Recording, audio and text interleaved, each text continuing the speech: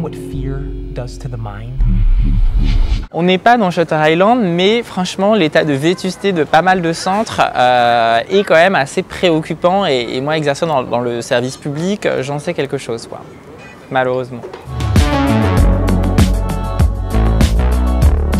Aujourd'hui, ce qui est encourageant, c'est qu'on n'a jamais autant parlé de la santé mentale que dans notre société.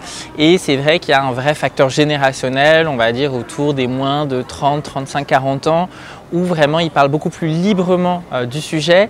Et finalement, la santé mentale devient enfin un enjeu de société, comme peut l'être l'écologie ou les questions de genre, de féminisme. On voit que finalement ça concerne beaucoup de monde et que beaucoup de monde a quelque chose à dire sur le sujet et qu'enfin on sort des tabous, on sort un peu de l'omerta qui a trop longtemps été englobant les troubles psychiques. Le changement, il viendra avant tout des personnes concernées, de la société civile, et c'est aussi pour ça que j'ai orienté beaucoup de mes actions vers le grand public.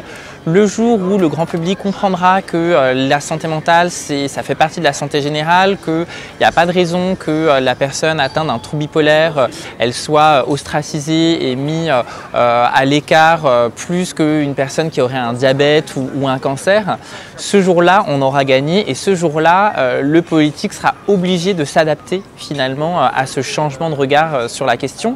Et la psychiatrie ne pourra plus être l'enfant pauvre de la santé, on ne tolérera plus l'inertie dans laquelle on a été pendant trop d'années, le manque de moyens physiques, le manque de moyens humains, et finalement tout le monde pourra avoir la prise en charge dont il a besoin.